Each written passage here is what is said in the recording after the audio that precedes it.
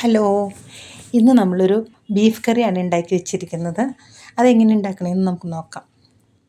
1 kilo beef എടുത്തിട്ടുണ്ട്. അതിലേക്ക് ഞാനൊരു 3/4 ടീസ്പൂൺ മഞ്ഞൾപ്പൊടി, 1 ടീസ്പൂൺ എരിവുള്ള മുളക് പൊടി, 1 ടീസ്പൂൺ മല്ലിപ്പൊടി,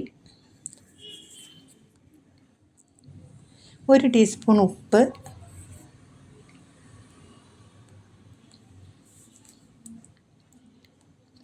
2 ടീസ്പൂൺ വെളിച്ചെണ്ണ, 2 ടീസ്പൂൺ വിനാഗിരി.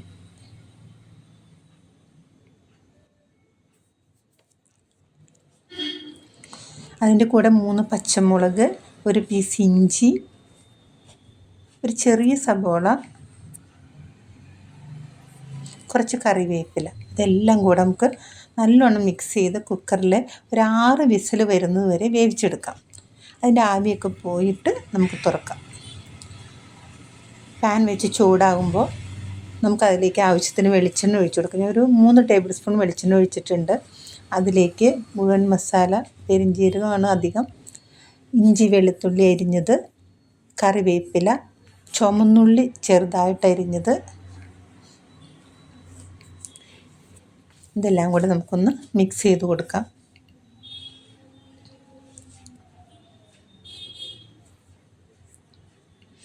അതൊന്ന് കുറച്ച് വാടി വരുമ്പോൾ നമുക്കതിലേക്ക് ഒരു ചെറിയ സബോള അരിഞ്ഞത്, അത് മൂക്കാൻ ആവശ്യമായ കുറച്ച് ഉപ്പുപൊടി, ഒരു 1/2 ടീസ്പൂൺ, 1 ടീസ്പൂൺ മല്ലിപ്പൊടി, 1 ടീസ്പൂൺ കാശ്മീരി ചില്ലി,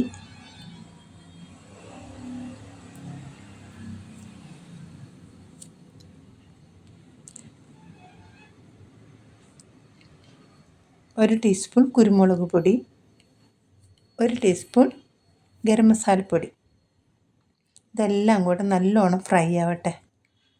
ഇതെല്ലാം ഫ്രൈ ആയിട്ടുണ്ട്. അതിലേക്ക് നമുക്ക് നമ്മുടെ ബീഫ് ഒഴിച്ചു കൊടുക്കാം. നല്ലോണം മിക്സ് ചെയ്ത് ഒരു 5-6 മിനിറ്റോളം നമ്മൾ അടച്ച് വെച്ച് നമ്മുടെ കറി റെഡിയാക്കി എടുക്കാം.